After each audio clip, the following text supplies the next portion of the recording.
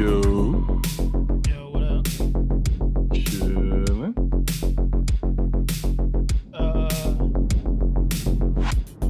I got a hard stop before 11:15. I got the midnight tonight for Call of Duty.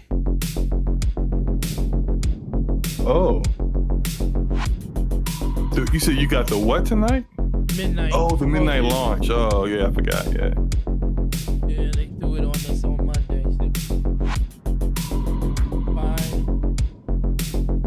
We closed at 8 o'clock and reopening at 11:30. You know your mic is live? Is it? Oh. Yeah.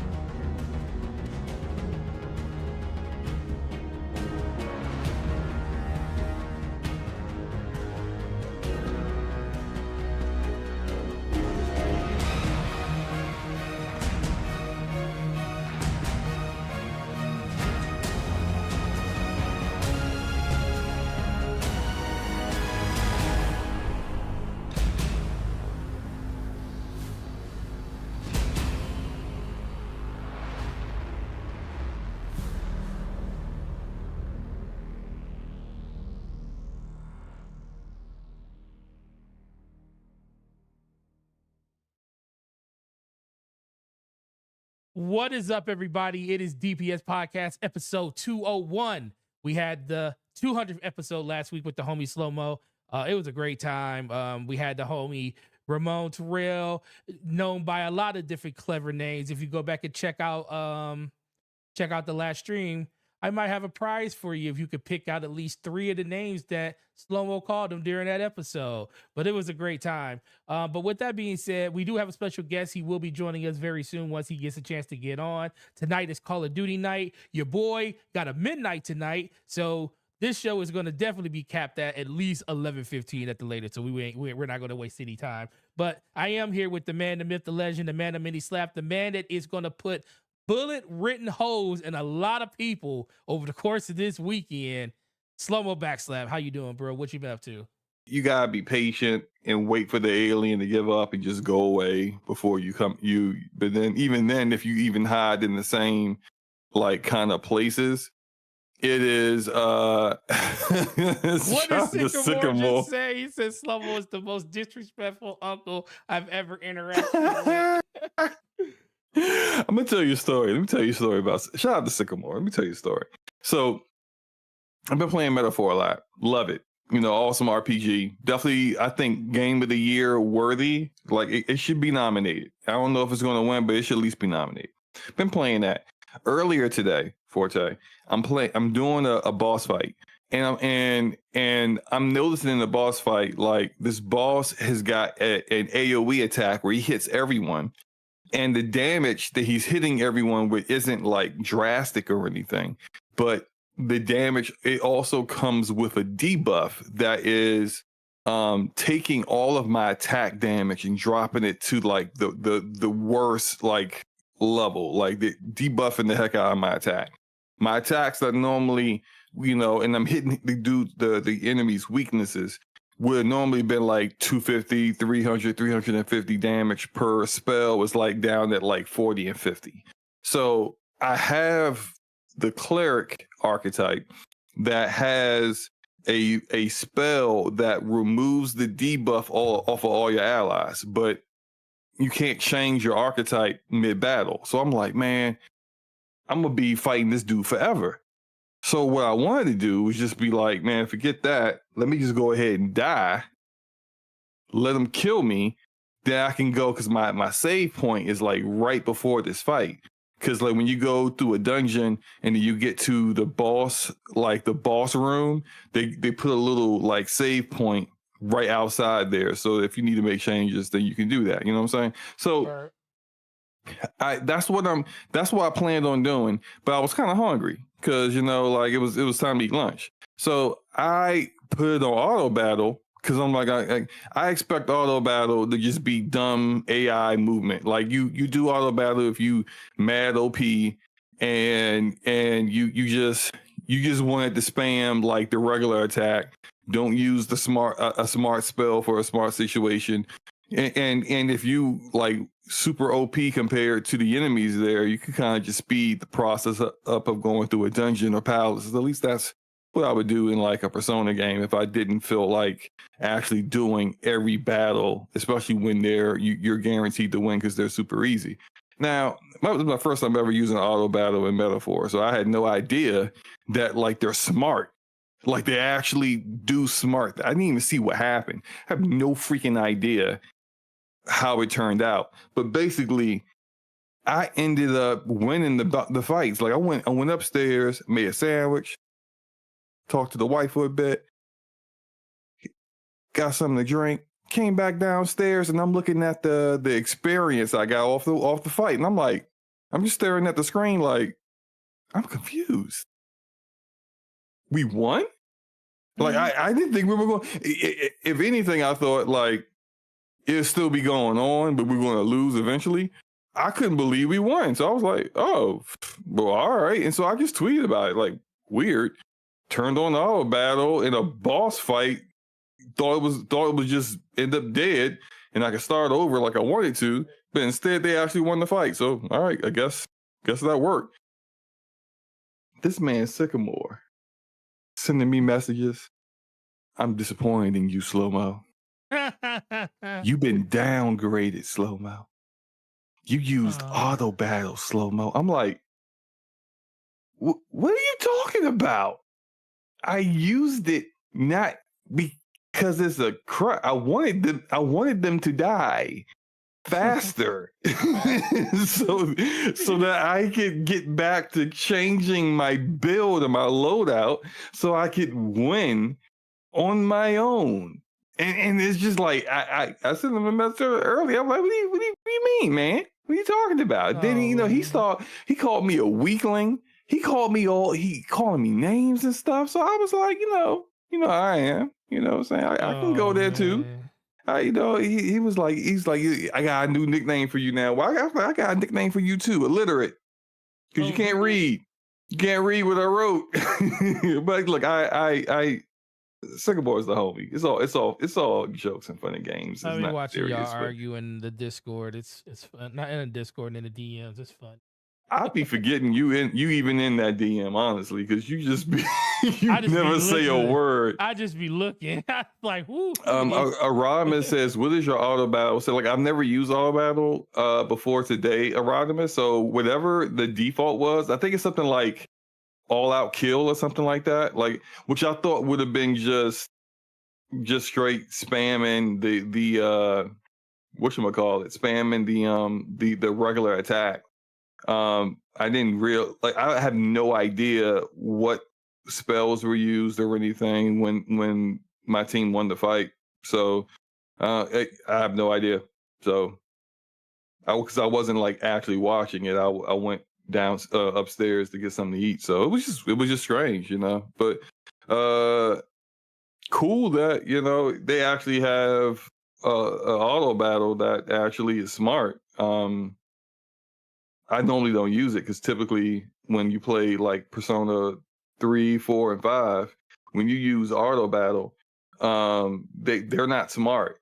Like they don't they're just using the same attacks over and over again. And when I would do it in Persona 5, like I'm tired of fighting these enemies, and I've never used it in Metaphor because Metaphor, which is cool about Metaphor has, you don't have to get into fights. I mean, you don't have to get into fights in Persona either, but typically if you wanted to avoid a fight, you would just use stealth around all the enemies and not fight them.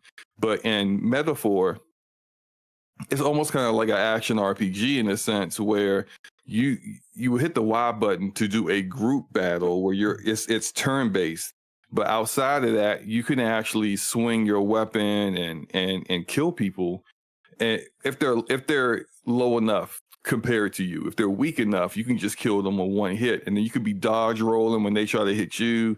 There are certain enemies, if they're powerful enough, that you have to hit Y to kill them. You can't just beat them over the head or whatever with your weapon. And you have to get into a boss fight, but you would basically beat them up enough in the action RPG sense where they're weakened, where you get into the actual fight, and then you can do like a big preemptive attack that will stun them. So it's like there's a lot of strategy around it. And in the reverse, if you get hit by someone really hard and it goes into a fight, they get to do the same thing to you, and you could definitely get messed up in that sense. So it's really dope. I like that they added that into the games. It's very different from the other Persona games, although I think when it really comes down to what Metaphor is compared to their previous offerings, is that it's like an evolution of their game design where they've added some things that really kind of really benefit the game a whole lot. This is the reason why I think it's worthy of being Game of the Year, because the story's dope. The main character's kind of a beta, but outside of him, the other characters are awesome, and it's a good time. So, but yeah, no, it was just Sycamore getting in his feelings because I use Metaphor. Yeah, did you ever stream that yet? I haven't streamed it yet. At this point, I don't want to stream it because if there are people who want to play, I'm like 50 hours into the game. Yeah, you're too far deep. I'm not in the early. I would stream a game in the early sections because it's like that kind of stuff. If you're interested in the game, then you're going to see the same things that I just streamed like pretty quickly. But 50 hours in, there's like at this point, like I've gotten like 3 extra characters. Is it 3? I think 3. Yeah, 2 or 3 extra characters. A lot of the story has progressed a whole lot. I'm at like level 42 right now. There's a whole lot that's happening. Where does it go up If to? I stream, probably Level-wise? 99. Probably 99. Most RPGs go up to 99. Yeah, I know one of my associates, he's at level 68. He's 89 hours in. He's trying to get through it. I think he said he only had like, he was towards the end. He said he only had like 6 or 7 hours left from where he was at, and he's trying to get done with it because of Black Ops tonight, and then he's trying to get ready for Dragon Age next week. So I was like, dang, how are you about to go from this massive game to another massive game? Yeah, hey, look, I mean, I'm Metaphor is so good. Metaphor is so good that I wanted to play through the previous Dragon Age games again before going into Veilguard. That's what I normally do. I play through the previous entries of a game, especially if it's like the stories are all tied together before I play the new one. And I ended up not doing that because Metaphor was that good. And so I probably would just have enough time to beat Metaphor before Veilguard comes out. But I mean, I got a lot of everything that happened in Dragon, because I've played through the Dragon Age series multiple times. I got a lot of what happened in the Dragon Age like games in my head already. Are you eating something? No, I was balling something up. Oh, okay. I was like, this man dug into the chips. I was eating. I ate earlier while you were on Crossfire. Let me answer this question to a Rodimus about. It said, "Baby human bounty. Did I keep the money or give it?" I gave it back. Gave the money back. I thought that would get more votes. Rodimus, if those who have played the game, they will know what I'm talking about. I thought that would get me more votes towards getting. Is this a PC playthrough or PlayStation playthrough? For Metaphor? Yeah. I'm playing on PC. Playing on PC. Yeah, I'm playing like 4K, 100 and averaging like 120 to 144 frames per second. I just did Xbox bold as hell. I just thought about it. Oh, you didn't even mention whether I'm playing on Xbox or not? No, the game is promoted by Xbox, is marketed by Xbox, and I said, "Are you playing it on PlayStation or PC?" I forgot the game was on Xbox because it's no games on Xbox. You see, you're such a PlayStation fanboy, Forte. No, it's not even that. It's just that I just thought when I said it, I was like, "Wait a minute, that game's on Xbox too." I forgot. Literally, I forgot, and I know a lot of people that played it on Xbox. I did, yeah, right. Rodimus, you're right. I'm wrong. I was super wrong. The game was promoted by Xbox, and I ain't even say, are you playing it on Xbox? I know, Rodimus. I'm sorry. Shaking my head, Forte proving my point. Whatever. I'm glad you're enjoying the game. I'm definitely gonna jump into it. I don't know when. I mean, I probably should have just went ahead and just jumped into it now. I just didn't know how much I would be able to put into it, but I'm just grinding out college football. Come to find out, college football sold more than Madden this year. Way more than Madden. It's #1 football game this year. Hey, I was like, that they better have another one next year. They better kind of. I better keep it going. I think it's gonna be annualized at this point. People been wanting that for a while. So but you know what's interesting? I don't see it on the. Okay, yeah. So we can talk about it. You want to know what outsold? Madden. Oh, you talking about the PlayStation game, right? Yeah, Astrobot. Yeah, Astrobot. Outsold Madden. #1 sold game in the month of September. Shout out to that game. It was like I think Astrobot was like #2 overall. Yeah, it was #2 overall for the month of September. For the month of September. EA Sports FC 25 was number one. That makes sense. But it was also it was the debut month for for the game as well, so it makes sense. But the fact that it outsold Madden, it says a lot for how well it sold. Now, not just Madden, NCAA, not NCAA, NBA. It outsold NBA, and it's launch month. Yeah. Like NBA came out September 9th, I believe. So it also Zelda. Oh, Echo Wisdoms. Yeah. So it also NBA 2K in its debut month. It also Zelda Echoes of Wisdom. It's pretty good, man. I'm not shocked though, bro.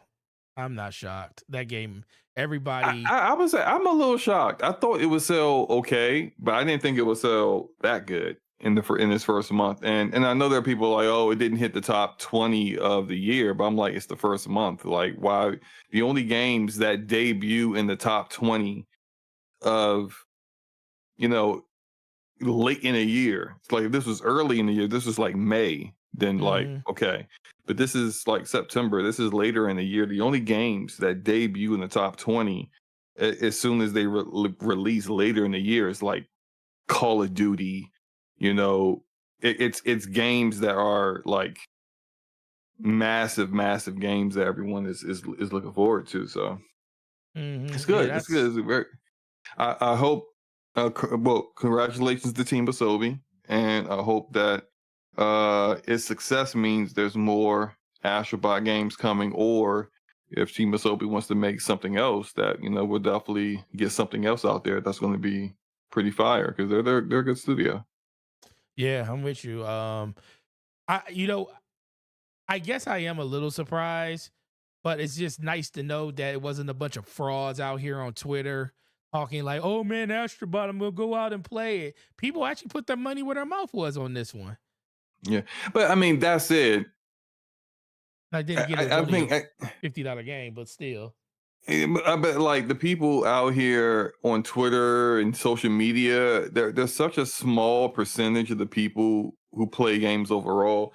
Everyone in out on Twitter in Twitter gaming community or YouTube or whatever could have all bought the game.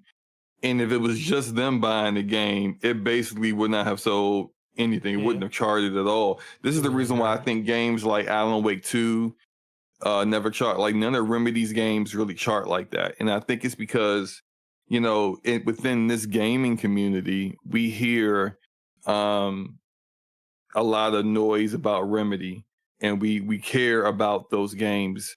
Then and they are respected, and the level of quality that they are is appreciated. But the casual gamer don't know who Remedy is. Like I got friends that remember Alan Wake back on 360, but didn't even know Alan Wake 2 came out. Mm-hmm. I got friends that like I mentioned certain games, and they're just like, "What game is that?"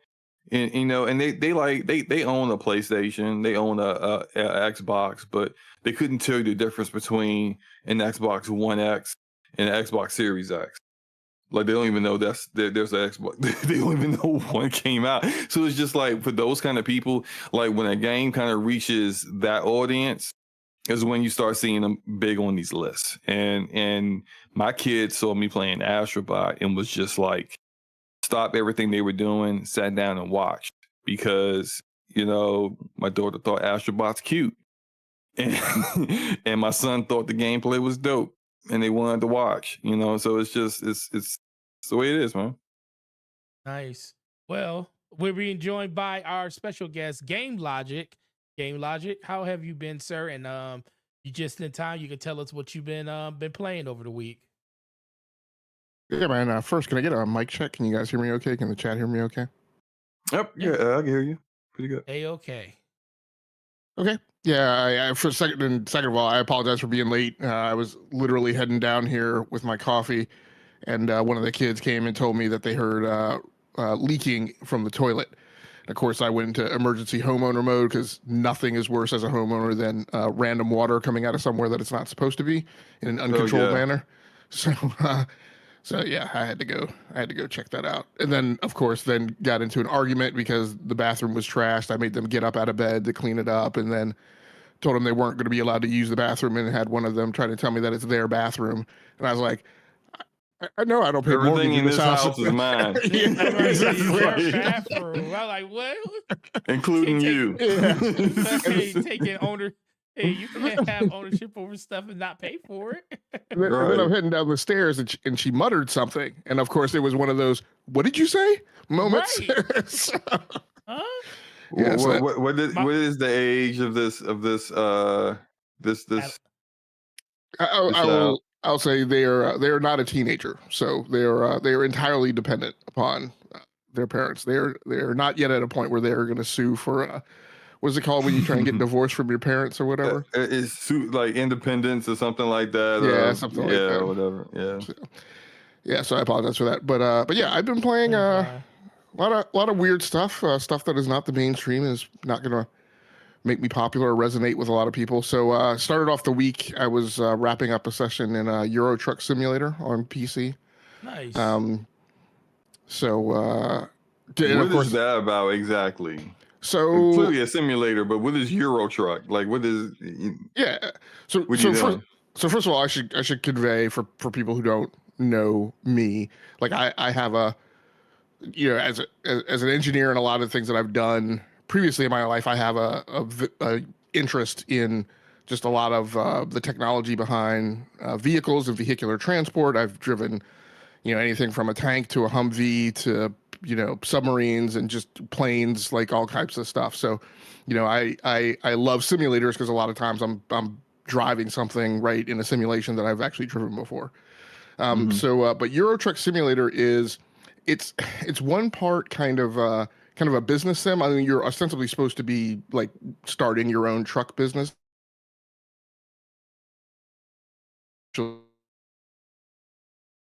Starting to bot there, Logic. He's about to tell us the goods. He started botting. You still there? I don't know if you can hear us or not, Logic, but you may want to try to back out and come back in. We'll pull you back in. Because we can barely hear you. Okay. All right. Yeah, I'll bounce out and then dial back in. All right.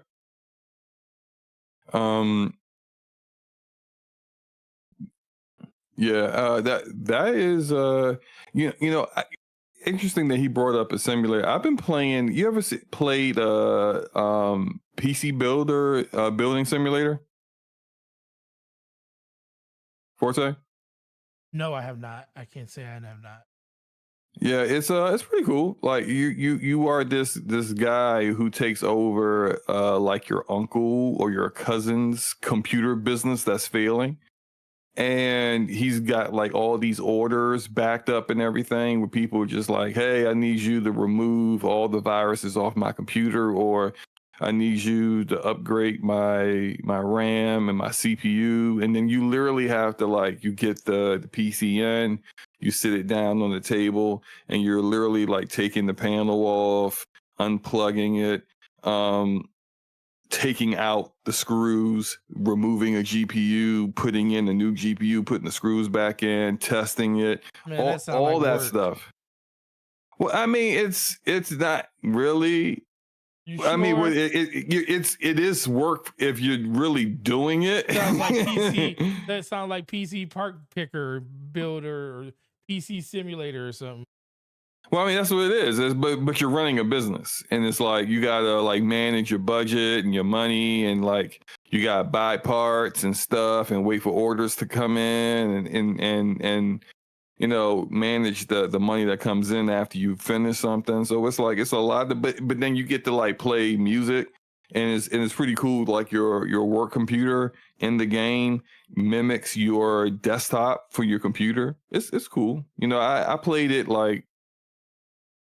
It's been out for a while. I think probably about 5 years. I bought it and played it like 4 years ago and uninstalled it. But you just like, it was on my mind recently, and I just reinstalled it and just, you know, I'm just kind of like doing that while working at the same time. It was you know, it's kind of relaxing. It's for me. Logic hasn't come back yet. I don't know if there was something going on with his PC, but we'll pull him back in once he's Yeah, he probably he probably reset everything. yeah. Yeah. You want to just jump into these topics? Yeah, Man? just get into these topics because hard slap. Let's talk about Call of Duty. Call of Duty comes out tonight, 10 o'clock, 11 o'clock, 12 o'clock. Who really knows? It comes out tonight at some point, and a lot of people are going to be playing it. What do you think Black Ops is going to do when it comes to the effect of Game Pass? When it first comes out, like, do we expect a major jump? How long do you think that's going to last? What are your thoughts on just It looks Black like Ops midnight. 6? You can play it at midnight. At midnight. So what Yeah. what are your thoughts on just how Black Ops 6 is going to affect Game Pass in the near and long future, or just Xbox in general? I think there will be a bump, but I don't think it would be a big bump. And I don't think it's like something that's going to be like a massive deal for Game Pass. Now, it is the biggest game that's going to launch day one in Game Pass in the history of the service. And so that's a huge deal. That's a huge get. But at the same time, the way the Call of Duty community is, like, I feel like, if anything, and I kind of saw a little bit of this already looking at some of the websites that sell like keys, like CD keys, Green Man Gaming, like they have the Vault Edition upgrade sold out for a lot of places. And so essentially kind of like how with like Starfield, where you could get like the early edition of playing Starfield and get it and play like a few days early or whatever if you bought the more expensive edition. I forgot the name of it, but you didn't have to pay full price because you got the standard game in Game Pass, and so all you had to do was pay the extra, and that's what's going on. So right now it's $30 for the Vault Edition, so you could just do that and you'll be all set. I'm probably going to do that too as well. I might as well just get some of those. Yeah, so I think that would be a nice little bump to revenue, but we have to kind of understand where that's coming from. This is likely from people who already had Game Pass. Yeah. And so you're not getting more subscribers from people who play Call of Duty, but they already own Game Pass. So they're just like, all right, we'll bet, I don't have to buy it this year, but I'm gonna get the Vault Edition. Or you're gonna get the people, because I don't really think someone's going to move platforms to play. So like if you are someone who primarily plays, let's say you primarily play Call of Duty on PlayStation. Mm-hmm. I don't think even if you're someone who only plays like Call of Duty, like, the kind of gamer that only plays Call of Duty, NBA 2K, Madden, FIFA, just like the popular, super popular stuff. Even if you're just that gamer, subscribing to Game Pass for a full year to play Call of Duty is more expensive than just buying the game and getting the battle passes on your own and you own it. So I kind of feel like most people will just buy it wherever they're at. In addition to the fact that if you're playing it on PlayStation, you may not have a capable PC that will play it at the same like level of quality. You may not have an Xbox to play it on. It's not just, oh, well, I get Call of Duty in the service and I don't have to pay for it. You have to buy the hardware, which for Xbox is a minimum of like $300 for Xbox Series S, or a capable PC. That price is definitely way further up there. So it's just, I think people would just do what they normally do, which is just buy the game wherever they get it. And you kind of add in the fact that the way the marketing goes, and I don't know if this is something that is a contractual obligation because Sony still kind of technically has some like rights to the marketing for the rest of this year, or if it's regulators that have kind of forced this to be the way it is, but they're only really marketing Call of Duty in Game Pass on Xbox, like YouTube, Xbox Twitter accounts. Like that's the only place they're really promoting it. And more eyes will be on trailers and content that comes out for this on Call of Duty and Activision's social media sources. Those have a version of a trailer that doesn't even mention it's on Game Pass. So I just don't see, like, you're not marketing this to the people who don't have Game Pass already. It's being marketed heavily to the people who already have Game Pass. And so you definitely will see a massive amount of extra engagement in the game from people who are already subscribed with it. And those people, you know, maybe some of them only play the campaign. Maybe some of them only like zombies. They don't really engage with Warzone and the multiplayer. If that's the kind of person that they're going to play it for like a month or so, and then they're going to move on. So I kind of feel like it will be a bump, but I don't anticipate like a large bump. Like I think the last number that we saw was Game Pass was at like 35 million subscribers. Like I could see it, you know, them gaining a few million subscribers here, but I don't anticipate it like going up to like 40 million subscribers, 50 million subscribers. I don't see that happening. I think it's just, this will be good in a short-term burst, but it's really going to benefit a lot of the people who already have Game Pass, and that's not really going to change those subscriber numbers for you. Cool. Game Logic, you're back. I hope so. I believe so, and I may have actually tracked down a very long-standing problem. So I appreciate y'all's help. No problem. No, you definitely sound good. We're talking about Call of Duty and the effect of Game Pass. You know, Black Ops 6 comes out tonight at midnight. We know it's the biggest game that's ever launched into Game Pass. What are your expectations, or what are your thoughts on just how Call of Duty is going to affect Game Pass short term and long term for Xbox?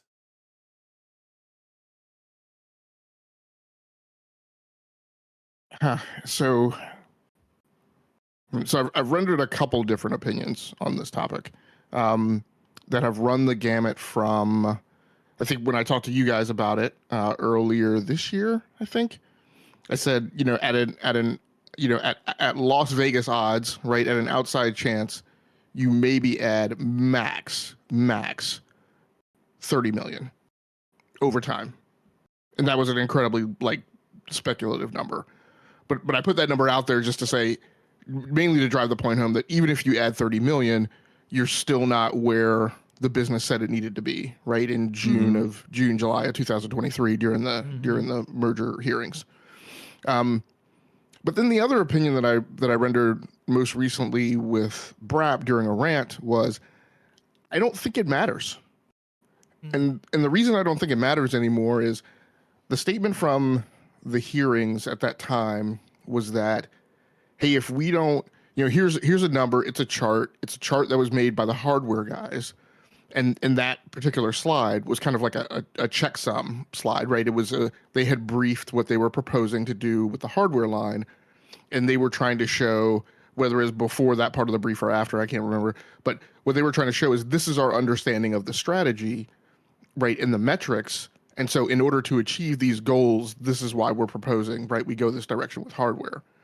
And what that chart showed was the need for them to hit, I want to say it was like 100 million subscribers by like 2027 or 28, I think. And you know, Spencer was being asked this question by the FTC lawyer, and Spencer's response was, well, I actually think that chart, that those numbers are too low. I actually think we need to be north of that, like 110 million.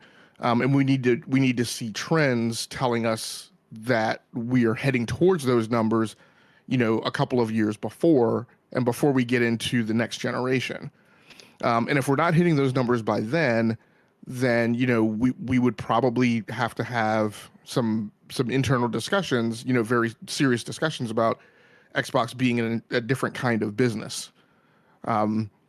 My belief is that what we have seen transpire since the acquisition completed, from late fall of last year through, you know, just prior to the business update, and a lot of the things that have ensued since then, the rumors and things that we've heard of, like the no red line strategy and things like that, what I believe is that decision has already been made. I think that the business Xbox is today is they made that decision early because of the things that they saw once they finally had their hands actually on actually able to crawl through level they were when they were doing due diligence prior to the merger. I think the fact that Activision has been eating, anywhere from low hundreds of millions of profit up to $1 billion of profit per quarter, right? Profit. So I'm going to say through the. Hey, Logic, real quick. You started off fine, and then it started to slowly get to Forte. I don't know if you're hearing it too, but it just like it's starting to break up again, where we hear some of the words, but not all of them. Or is that just me? Do I need to back out? Can no one hear me? No, I heard it too. I'm sorry. Okay, cool. Logic, can you continue? Hopefully. Yeah, No, there you are. You're fine now.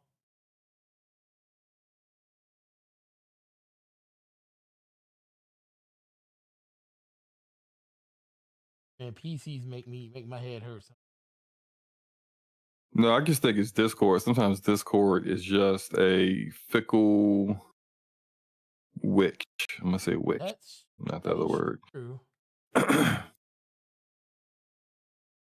Yeah. But we. Well, while he's doing that, like for myself, I think it's going to affect it in the short term, like the immediate short term, probably this holiday. There's going to be, I know I had a couple people that came in and canceled pre-orders. Oh, really? So because they're going to get it in Game Pass? They're going to get it in Game Pass. They have Xbox, they have Game Pass, so they're just going to get it in there. So I can see a slight bump on their side. Now, I agree. I don't think people are going to like switch consoles for it. It's like, why, Game Pass just to play Call of Duty, why spend $300 at the low end, $300 plus the subscription to Game Pass, when if you already have a PlayStation, you could just spend the 70 to 100 and save yourself 66% of the money you was going to do it on Xbox. I always thought that Call of Duty in the short term was going to be more of a thing that could kind of resonate with people outside of the Xbox ecosystem once the next generation starts. I mean, that's even if Xbox has a next generation at this point.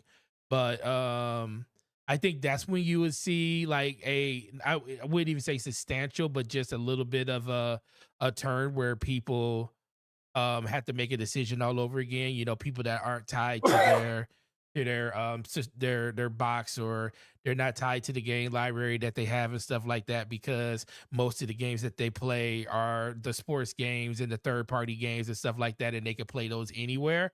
And if one of the games, or at least 2 or 3 of the games that they play, they can get into a subscription service, that probably wouldn't be a bad thing for them. But it really just depends. I don't think it's gonna, but I think long term, like the near long for her future, like between now and the next couple of years, you're not going to really see a huge or a meaningful, I should say, a meaningful change in what consumers are doing at this point. Now you're going to see ebb and flows to it until people have to make a decision next generation on what they want to do.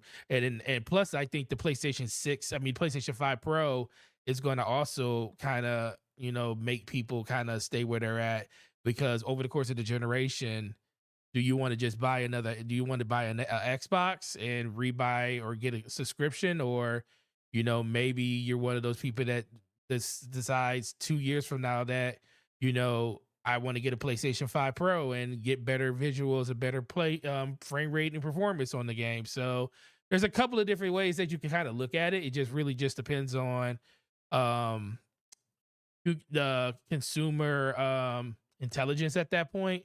But I don't think it's really going to make a big difference in the short term. But to Xbox, 1 to 2 million people jumping on Game Pass might be a substantial win. I mean, you never know. You really don't know what their metrics are. I feel like they want more than that, and I feel like Yeah, and I feel like they're the people who are kind of pushing them towards putting their games everywhere. Their first party games are definitely wanting more than that. Like that camp within Microsoft leadership are definitely looking towards that. So I don't know. I think it's going to be very fascinating over the next few weeks as we get more data and they start crowing about, hey, what they start to crow about. Are they going to crow about, hey, 16 billion bullets were shot, at launch, like dumb numbers like that? Or are they going to be like, hey, Game Pass grew substantially, and we'll see what happens. If you start to see stuff like, there were 40 million reloads, it's just like, okay, what are we what are we doing? What are we talking about? Well, go ahead. No, I was gonna say, so we'll see when Logic comes back. Hopefully he gets back and everything's working. Let's move over to the next one.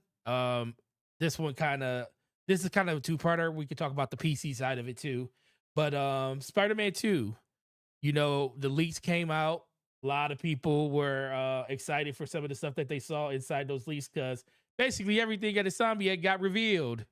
And just recently, and I think like either yesterday or day before, Insomniac confirmed that basically all that stuff you saw ain't coming. No story content, single player content, the multiplayer content, all that stuff that was coming with Spider-Man 2 has been pretty much. They didn't say that they canceled it. They pretty much just said it's not coming to Spider-Man 2. So my thoughts to you are, what are your thoughts on just all the DLC and all that stuff being removed for Spider-Man 2? And do you think that it's a chance that we could see a lot of that stuff show up in upcoming games that they're working on, and that's why it's not going to be in Spider-Man 2? I think sometimes we rely too much on the hack that leaked so much of what they were doing. A lot of that stuff was it was current at that time, but then some of it was actually a little old as far as what, like, some of the PowerPoints that talked about their plans. So there's no telling how much of it is actually going to come to fruition, and clearly, like, some of that stuff didn't. And so I think that Venom game is still in development. The kind of the Venom standalone that they were doing, that's going to be similar in scope to Miles Morales. I think that's still in development. Whether some of the DLC or some of the things that they were developing that would have been DLC for Spider-Man 2 gets incorporated into that, I guess if it makes sense for it to be there, then it will. But I think largely they probably would just pass on that because they got so much that we know that they're working on. The Wolverine game, an X-Men game eventually. All of that is, and you never know how this stuff will get switched up. You never know if another project may get started and then that becomes something a team at Insomniac has to account for. People need to be dedicated to it, and then that gets put into that development pipeline as well. So, I mean, it's disappointing because I enjoyed the Spider-Man 2018 DLCs. I thought they were dope. I actually, combat-wise, enjoyed it a little bit more than the base game because it was more difficult. I think they raised the difficulty up a little bit because people said that even on the highest difficulty, Spider-Man 2018 was too easy. And I thought the story was a bit more tight because it was less time, for them to do silly stuff like force us to play as Mary Jane, So it's unfortunate. Way to do that. No, I'm talking about in Spider-Man, the Spider-Man 2018 DLCs. Oh, the 2018 DLC. There's Mary Jane is in it, but you don't play as her. At least I don't think you do. Maybe you do in one of them. Much better. At least I don't recall it. When they had modes or parts of the game that I recall in the DLCs where you weren't controlling Peter, it was like him controlling like a drone. a drone spider, and he's like, you know, moving around a mafia room or something to you know, unlock something. It was stuff like that.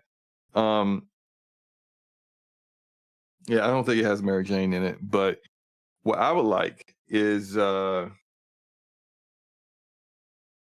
would have loved to have some DLC, especially considering with some of the plot points that they had, and maybe some of that stuff will just come up in Spider-Man 3.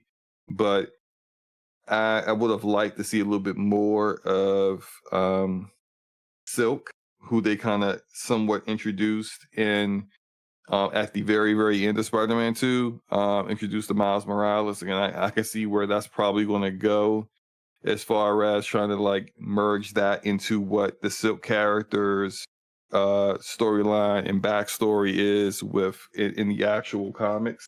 And then you got some of the stuff that with Carnage that they alluded to. And I can see there's a lot to work with, but some of that might end up in the Venom standalone, and some of it might end up in Spider-Man 3, which ain't coming for a good number of years. That was based on their timetable. That was supposed to come out after X-Men, which is also coming out after Wolverine. So that's a long, long time from now. So it's what it is, man. Coming to PC though. I'm gonna get it on PC. Yeah. I was gonna say, go let you get your bars off on that. You know, early next year, PC. January. Yep, January will be about 15 months, 14 months after the original launch of Spider-Man 2 on PlayStation 5. So Herman Host is starting to come closer and closer to that number is saying it may not be 1 year, it may not be 2, but it'll be somewhere in the middle, and this is where this was landing at. And I cannot wait to see what this game is going to play like on PC. They haven't came out with any specs or anything for the thing yet, so we're still waiting to see that. There may be, it's a few months. They normally don't come out with like the PC spec sheet on minimum and required and all that stuff, hardware requirements until like less than a month before it launches. But around that time, CES is going to be coming out, and NVIDIA is going to be dropping the 5090, 5080, and 5070. So they may be kind of waiting until like that drops so they can kind of like add that to it. So who knows? Ooh, yeah, for me, I can't. I'm super excited to play it. I remember not even a year ago when 2 years ago when I didn't play the first one. This SloMo was like, "You ain't played Spider-Man yet? You own it and you ain't played it. It's one of the best games and you just frauding out here." And then I was like, freak it, I'll play it. And I played it and I said, SloMo, I played them. They're great. And he was like, he said, you stop playing crack cocaine, you'll be able to play better games. Right. I'm gonna say this. What? I actually like Miles Morales more than Spider-Man 2018. I think Miles's abilities in that one were definitely like more dynamic, more fun to play with. I thought it was a shorter experience, so it didn't really have a lot of the extra stuff, like, you know, collecting 50 pigeons, collecting 50 backpacks. Oh man, I don't. I refuse to do that stuff. I didn't even do that in God of War when they was like, collect these white flying pigeons. I'm like, what is your obsession to pigeons, man? Yeah, I didn't do that. I didn't do all the extra stuff in God of War, but I didn't I guess because I really enjoyed the gameplay. I didn't mind doing that in Spider-Man, but I think I just felt like Miles was a tighter experience altogether. Spider-Man 2, I feel, is somewhat I enjoyed Spider-Man 2, but I thought they improved the combat and how they kind of did away with the weapon wheel or the gadget wheel, and kind of use the bumpers to help have you, because both Peter and Miles have like two sets of abilities for things. Peter has the symbiote abilities on one side, and then his gadgets on the other. And Miles had his electric powers on one side, and what was I can't remember it all. It's been a minute since I played it, but you know, it was like that on both. I thought that was a more seamless way to do combat that kept it free flowing and without slowing down to change things. And I feel like outside of that, in the traversal where they made the whole like the wind tunnels through the city to help you get through the city quicker, I really didn't think like it was much like much of a jump up compared to the previous game. Outside of that, I mean, people didn't want Mary Jane missions in the game, period. Like, and they still forced it. They out here taking hunters out, man. I'm like, what is she? Yeah, doing? it's just like, wait, what are we doing here? And it's just like the explanation of it was, oh, you know, I spent a weekend in a boot camp with Silver Sable, and that I'm like, yeah, but those people are like hardcore killers. They are hunters that kill people for sport. This is their entire life.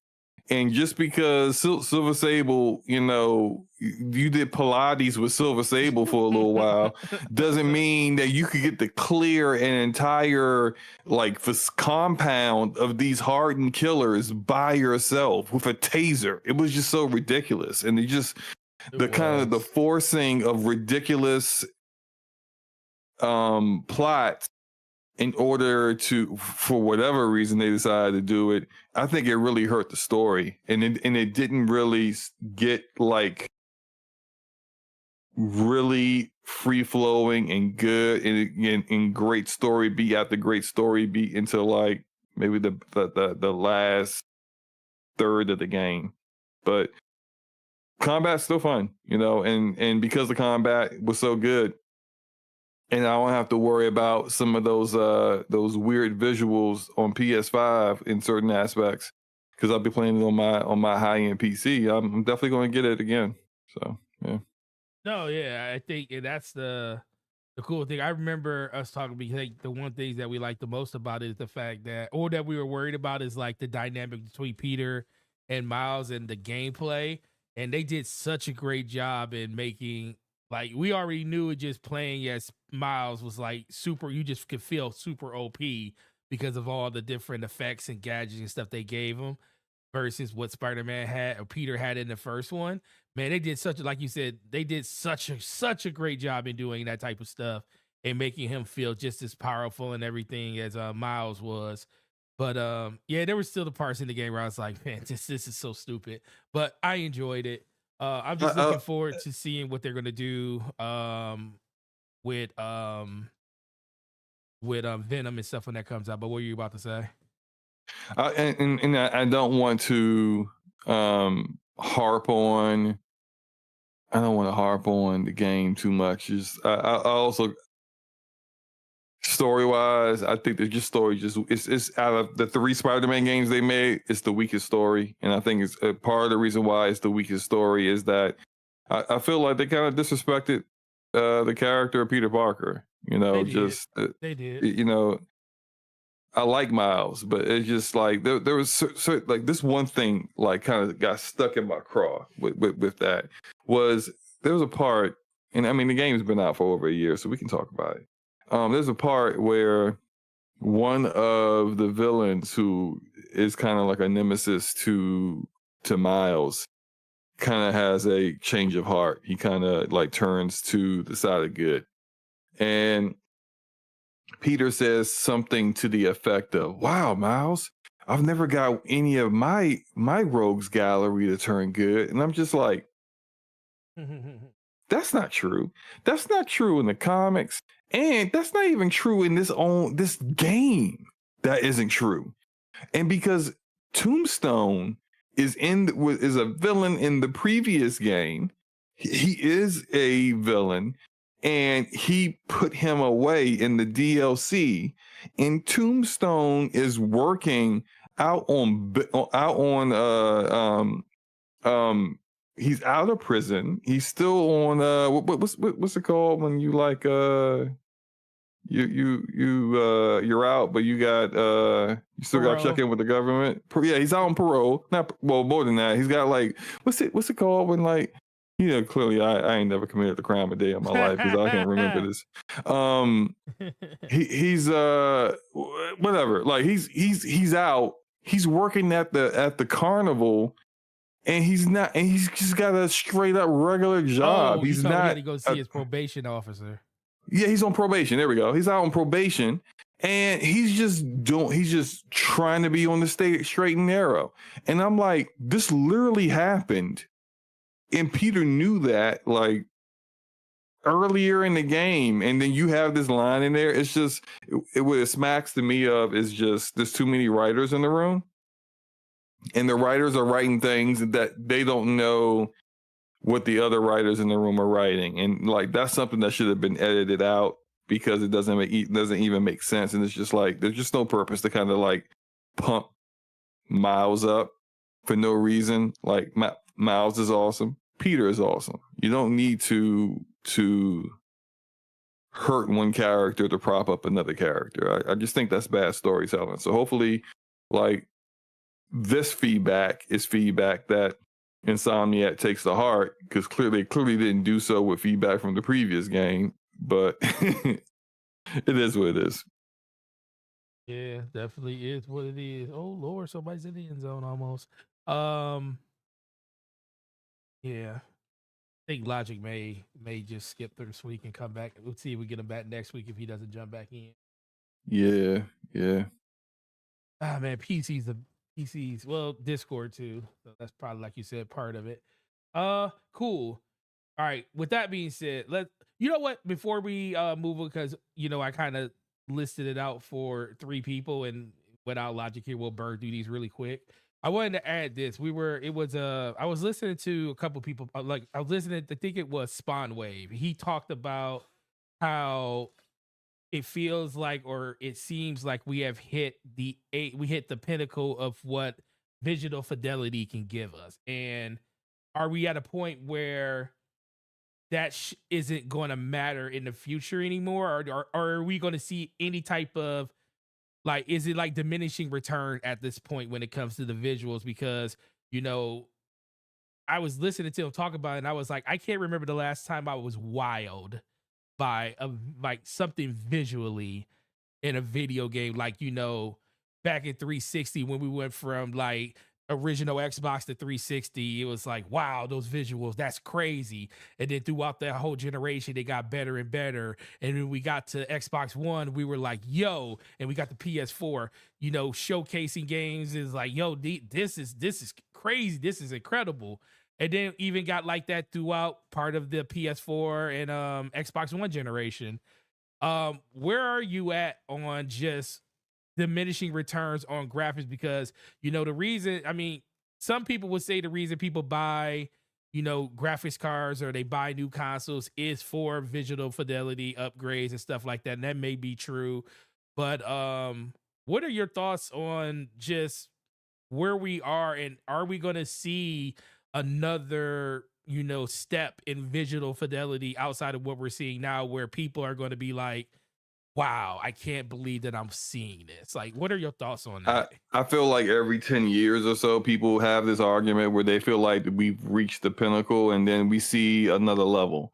And I feel like we're not quite there yet because the hardware out there really isn't capable of providing like photorealistic visuals. Like we still don't have photorealistic visuals. You see developers attempt to give you photorealism, but it's really not when you look at like real pictures out there. And we can even find like demos of like an Unreal Engine 5 demo of something that looks almost real, but you can't play that. Like it's not at a playable frame rate, and it's not at a playable like level of like detail. Like I see demos on Steam where it's like the demo is just like a forest. and you're just walking, or it's just like some beautiful landscape that's like that they not reimagined, but they basically took from, say, some beautiful landscape out there in the world and then put it in a game. But there's nothing in there. Like, there's nothing to do but walk around and look. And that's because the hardware that we have can't support more than that. It can't support having that level of fidelity and also have actual NPCs and characters moving around, like really good animations. A lot of those games, they're in first person perspective, because rendering your character with all the pixels it would take to make that look good and not make it look goofy in that kind of environment, just like it's not possible. And so I say all that to say that we are not there yet. It's just that they have seen really good visuals from games. They see stuff like Hellblade 2, Horizon Forbidden West, Cyberpunk, and they say, all right, well, that's it. You can't get better than that. But there are developers out there that's just like, they're already working on something that's better than that. And even if you look at the games that I just mentioned, you can see the limitations. You can see how, the number of characters on screen in Hellblade 2 ain't really a lot, and that's is partially due to the fact that they had to put that game on a console. And so there are some limitations there, in addition to just the limitations that are there inherently in Unreal Engine 5. Cyberpunk, on CDPR's Red Engine looks fantastic. Still, 4 years later, one of the best looking games in the world. Character models don't look that great. They have not aged as well as the rest of the game. So you could go on and nitpick and pick and choose things for all the games. But I remember people saying the same thing about Red Dead 2. I remember people saying the same thing about Gears.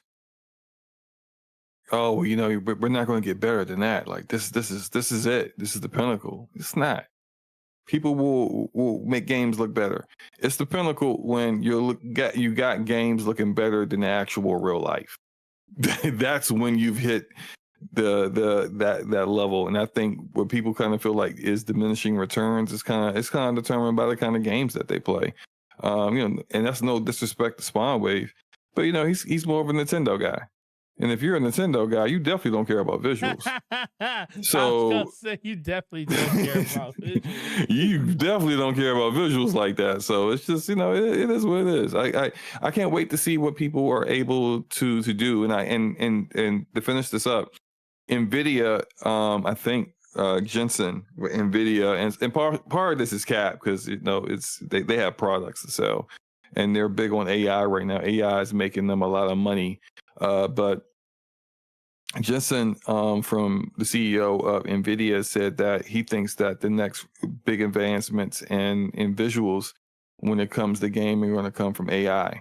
And it's kind of, when you look at like the advancements that they typically push when they come out with a new GPU, they're normally talking about stuff like machine learning, their upscaler, new versions of the upscaler, how their upscaler is giving you the same level of quality as native temporal anti-aliasing, while also lowering the cost of doing so. They're pushing, they've been the ones that push ray tracing first. They've been the ones that have pushed upscaling, AI-based upscaling first. And then now, most recently with the recent generation, they were the ones to push frame generation. They will continue to keep pushing those things, but everything they're doing is not necessarily like it's going beyond just hardware. It's about their software as well. And more than likely, when they drop these 5000 series cards, they announce them in January, they're going to be announcing some big thing that no one else is doing as well.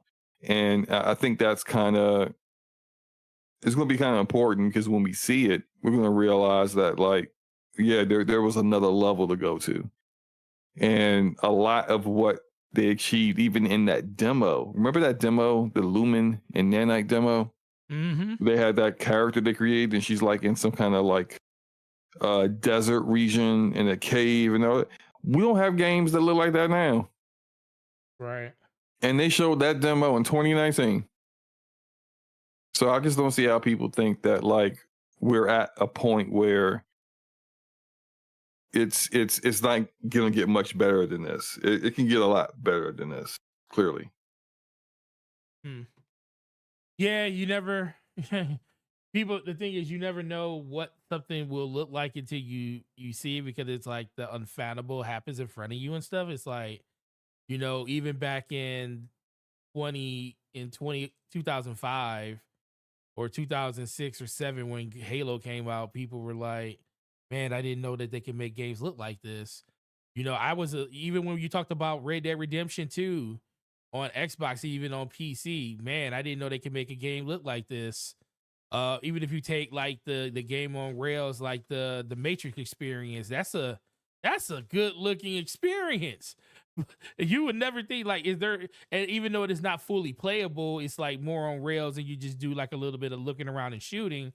It's Mm-hmm. still something that was made, that if that is just the beginning of what I feel like we can see in the near future, because at some point you are going to get almost 1-to-1 when it comes to like life. Like, um, you see some games, like some games can portray visuals looking more ultra realistic than others. Like, you see how Turn 10 does with, or not Turn 10, but how Playground did with Forza, when they were remember we was watching the stream and they had like the nice little vista up there on the screen as like a loading screen. And then all of a sudden when the stream started up, or started driving down the street, we was like, yo, that was the actual game the whole time. So you can still be surprised by things. I just think a lot of people are just kind of desensitized to it at this point, because it's like everything for the most part is always trying to push the boundary in graphical fidelity, is always trying to catch everybody's eye with some eye candy. But then the rest of the game has no substance, it has no heart. So it kind of just falls on deaf ears, and you kind of forget about those type of games. It's very rare you get a game that puts it all together, where you're like looking at it like, man, that was like one of the best experience and one of the best looking games that we ever seen. So at some point, computer's gonna get so good to the you're just gonna be like, you're just gonna be drawing pictures of people in real life and taking photos, and you won't be animators won't draw it. It just be rendered from something, and they'll just change the geometry of it to make it suit what they want to, because that's how far technology got, to the point where they could just manipulate it to the point where they could just make it look like anything, but they just need a canvas to put it on. So I don't know if we'll ever see it slow mo. In 10 years, we will. I do think we'll see another bump in fidelity. It probably won't just be it probably won't be like texture quality, but like I said, I think right now they're going through this whole, lighting and effects type of filter they're going through right now. You're talking about path tracing and ray tracing and all these different other effects that enhance the experience of what a game looks like, to kind of make it semi stand out from other things. So that's where we're at right now. When they finally get that part conquered, that's when I think you'll see them go back to like trying to push the envelope a little bit further in texture qualities. And instead of you having to be right up on a character to be able to see the pores in their eyes, you could be in a shooter looking down the scope and you can see the same exact thing from 1,000 feet away. And draw distances will get better. And I think that's probably the next evolution. It's not really about the graphics. Graphics are going to be still a part of it. I just think you're going to get to a point where you're looking at draw distances, amount of things on the screen when it comes to activities and CPU, not CPU, NPCs and everything. I think you're going to just see massive worlds just being built in front of you, where there is no discernible difference between one person and another, with the way that you know how we look at some games is like, oh, you could definitely tell that this is a main character because they're rendered out really well. Textures are all nice. It's nothing bloggy and no blocks on them or anything. You're gonna see every character look like that. And I think that's when you're gonna see like the next thing where there's no discerned difference between, hero NPCs and regular NPCs in the game. Yeah. So, Yeah, I agree. yeah. Yeah. Cool. Prince of Persia misses its sales mark. And they did, and we both love this game. And it was set up to have a sequel. And it looks like, well, it doesn't look like that sequel is not coming. It's been canceled. Once again, another thing that happens to Ubisoft that isn't good. Even when they have a really good game on their hands, it seems like they still can't hit. And I don't know how much of this is their fault. Is it just the fact that just missing of the times and stuff, and people just, is it the fact that people are just stuck playing the games that they want to play, so they're not really supporting a lot of these games? But I also will say, are they giving people a reason to want to play these type of games? Because Prince of Persia is one of those. I played them ever since I was younger, like all the way back to, the original, to Warrior Within, which was one of my favorite ones. And this one was really good. And the fact that we're not going to get a sequel to it because sales projections of this one didn't manifest themselves correct in the best light absolutely sucks. What is your thoughts? Now, before I go in on Ubisoft, I will say this, that Please. like Ubisoft is not alone in this kind of business decision. We have seen I would have liked a sequel to Sunset Overdrive and didn't get it, even though that was a high quality game. It didn't sell well, so Microsoft said, "Nah, fam." I would like the sequel, the Quantum Break, as well, but same issue.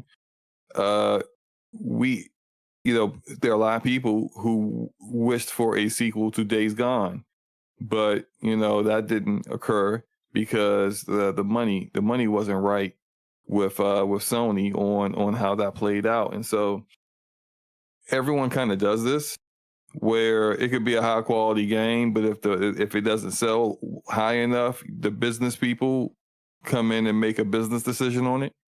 And us as gamers feel a kind of way about it because it's like we still, we may have enjoyed that game. We don't really care how much you made on it or if it didn't meet sales expectations, so to speak. Now, I say all that, got that out of the way. I still can't stand it, and this is part of the problem that Ubisoft has, because Ubisoft will like really kind of sabotage themselves with certain things. For example, they launched, this game, and then on PC, they didn't put it in Steam at launch. So if you wanted to play the game, you had to play it just on Ubisoft Plus or Ubisoft Connect. And then they put it in Steam later on. By the time they put it in Steam later on, the game had already lost its window of opportunity. It was already out of the zeitgeist, that people were paying attention to. So they missed the boat. And that's just all, developers didn't do that. That's Ubisoft leadership making those kind of decisions. So and that's just one example, in addition to, I think it wasn't really marketed that great. So it's a good game.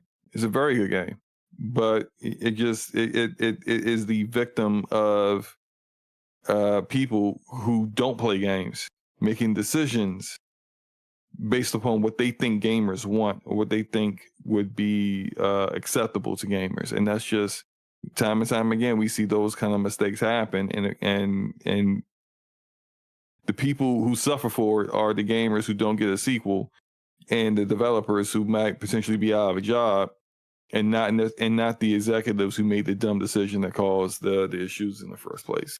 So, yeah, man, the saving grace here is that from what was reported, the devs who made that game didn't lose their jobs. They weren't laid off. They were just split up as a team, and they're all now working on multiple projects at Ubisoft. So at least these people are still getting paid and still have the opportunity to provide, use their talents to kind of provide content that we will enjoy. but unfortunately, we are, you're not going to be able to see a sequel to that particular title. Man, that's disappointing, man. Where does Ubisoft go? I mean, like you said, it's not just Ubisoft that's experiencing this, but they're the one that's going through pretty much the most of it when it comes to the the latest AAA publishers. Where do you think Ubisoft needs to go from here when it comes to just you know game development, or or is it just like a lost cause and they're just going to get swooped up and ate up by the bigger conglomerate by the time it's all said and done? Ubisoft can reverse the trend they're in, but it's going to take time. And I just don't think they have the patience nor the ability to be consistent and consistently providing content that people don't feel is just a generic, I've seen this kind of game before kind of thing. Like, for example, Assassin's Creed Shadows. They're getting criticism on both sides now. Mm-hmm. On the people that can't stand anything they consider to be woke, which I'm not going to get into that. We kind of you probably know my feelings about those people. Yeah, I know. But Yeah, I know what you mean. yeah, but then they get criticism because they kind of like validated those people's opinions by even addressing it and choosing not to show the game and stuff like that. None of that has to do with the game being delayed, in my opinion. Like, you could have still showed up at Gamescom and showed the game off and just said, hey, it's going to be delayed until early next year. Like, we got we got to do some polish in the game, which is, I mean, that everyone has that. Every developer out there deals with that. Sometimes that happens. Not even sometimes, that happens pretty frequently, and does on an annual basis on multiple games. So why are you backing out of Gamescom, backing out of Tokyo Game Show, not really trying to talk about the game to the Japanese audience? It just looks bad. And they said that Star Wars Outlaws was a disappointment, but if I recall correctly, Star Wars Outlaws was like number 6 on NPD. Now, sure, that's not NPD, is just, or Sakona is just for the United States. But let me double check it. Yeah, it was number 6. And it was number 3 the month before when it came out. So it's still charting. It's just that it's not hitting the same numbers that they told Disney it would hit.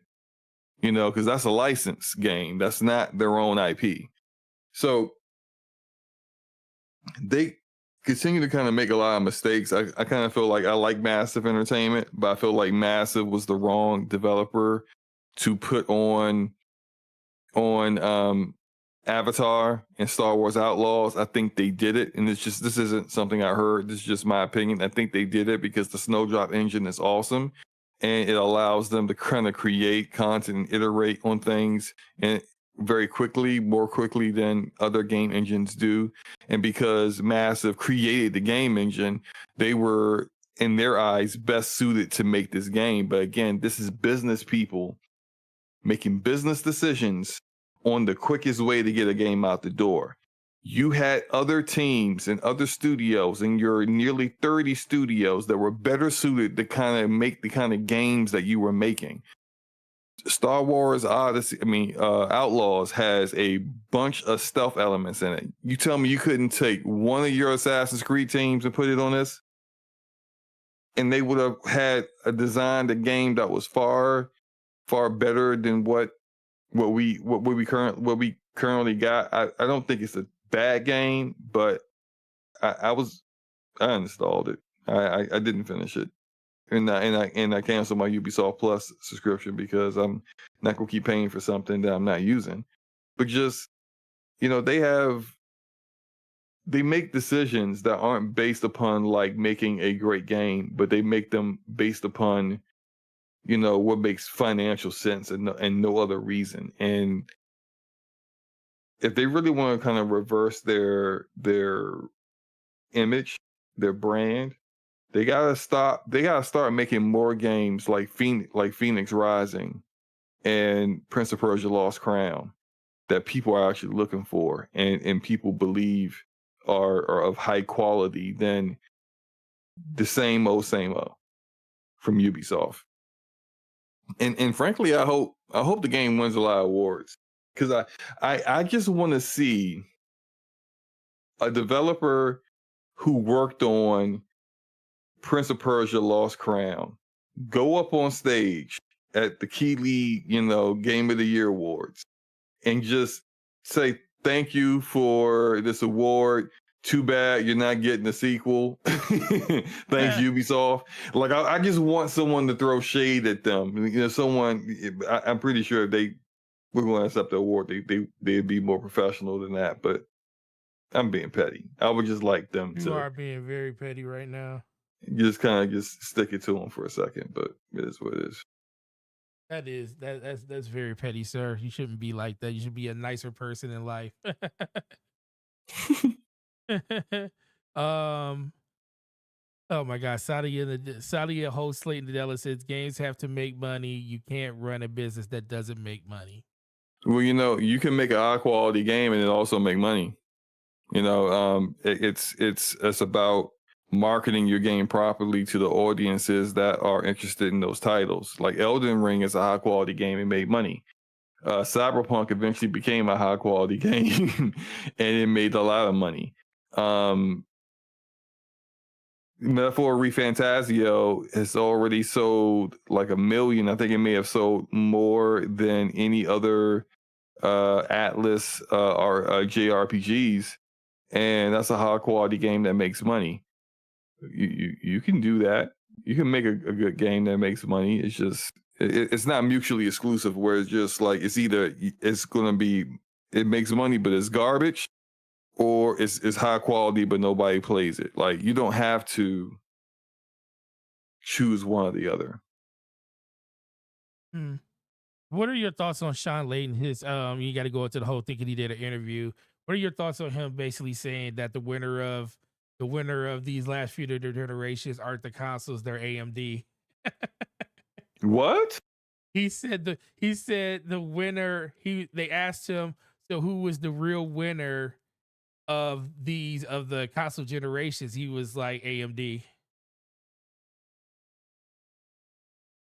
Did he clarify that? Yeah, because they were talking here. I got to pull up the article. Was he saying it because they supply?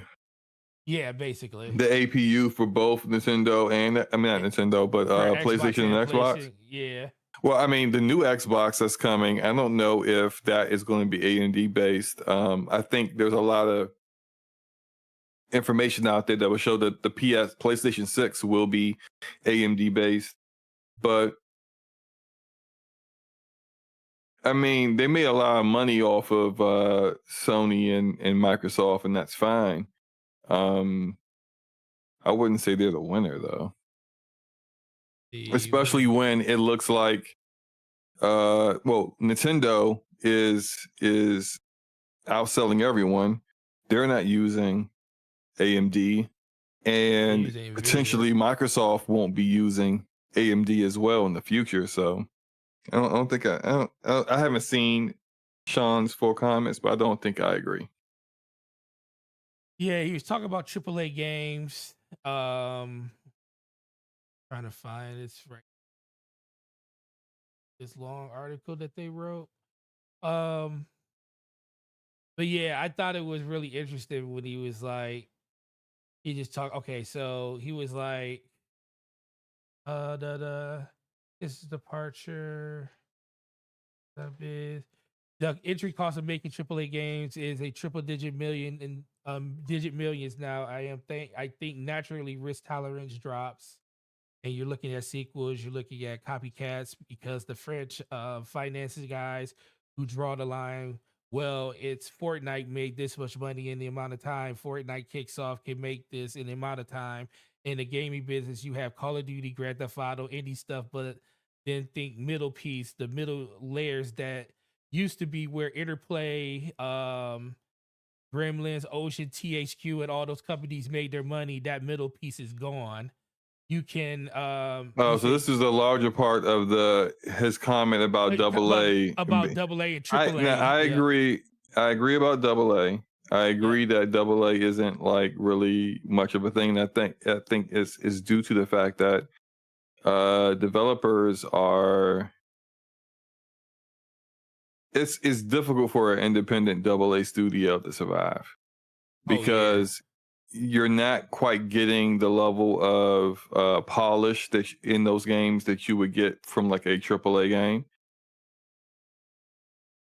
and it's also more expensive to do than say an indie title that, you know, I'm not saying that the people don't work hard on the game, but it just doesn't cost as much to make those games.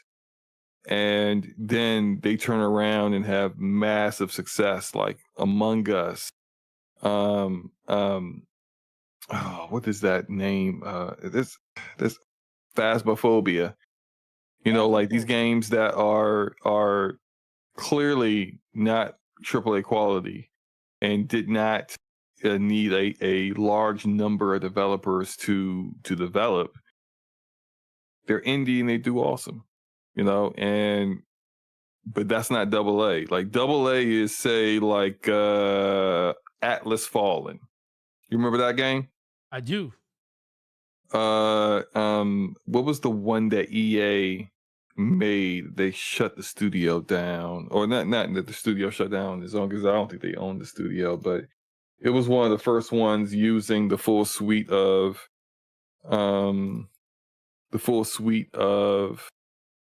of Unreal Engine 5 features. It was made by Ascendant Studios, I think. Ooh, what's that? Ascendant Studios, I don't even know if they still around no more.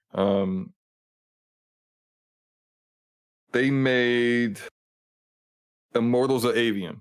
Oh, Motors of Avion. Yeah. So like a AA studio right now is like a studio that's anywhere between 50 to 100 developers, and they're probably going to use it Unreal Engine to make their game because they don't really have the number of people to make a proprietary engine. And it's really risky nowadays to make a AA game. If it doesn't sell, your studio likely is going to go under. You don't really get a second opportunity. And, you know, they laid off, Ascendant laid off like 40 devs last year. Not too long, like within months of the game's release last summer. And then I think they laid off some more devs early this spring. I think they laid off another 30. And think about it. You had 100 developer studio. You laid off 40 last year. You laid off an additional 30 this year. You barely got anybody on staff now. And that's kind of where the reason why we see so many developers and publishers lean on the tried and true of, well, where have you seen this work already? This idea that you have. Who else has done this? Mm-hmm. And if you can't name somebody that did it and they were successful, then your project's probably not going to get greenlit. And I think there was a part of Sean Layton's comment where he was talking about like when he was in that kind of like role of looking for content for PlayStation and whatnot. And he was talking about how people do a pitch. And he's like, if your packet of information about your game talks about the monetization policy or process within the first like few pages, he ain't trying to talk to you. He wants you to sell him on the game, which sounds great and all, but clearly PlayStation didn't agree with that, because if they did, he'd still be working there. And so everyone is chasing what works. This is why we see so many roguelites, not roguelites, but Souls-likes out there. Why? Because From Software sold over 20 million copies of Elden Ring, and their last two games have been Game of the Year. That's why everyone's doing Souls-like. Because they know there's an audience for it, and they know it works. Well, now their ability to make a quality Souls-like game is, you know, up in the air. That's to be questioned. But they know what's going to get approved. So it's what it is, man. I think we have to, if you like these games, support these games and buy these games. That's the only thing that they answer to.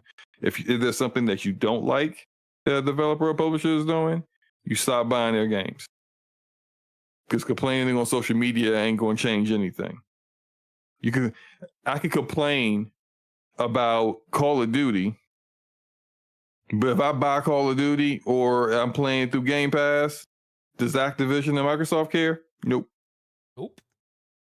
I could complain about, like any number of games and how I don't like certain aspects of it, but if I'm not hurting them in the wallet in any way, they don't care about my complaints. They could care less.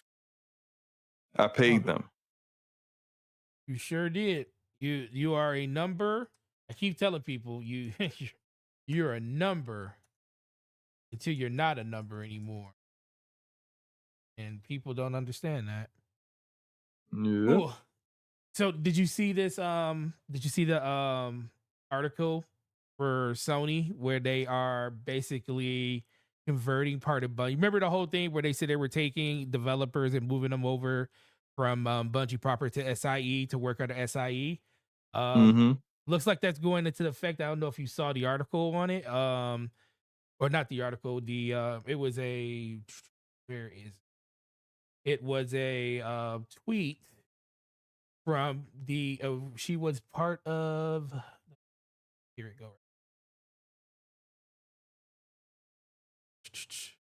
She was okay. So basically Sony is converting Bungie's creative team and moving the whole creative team over to PlayStation.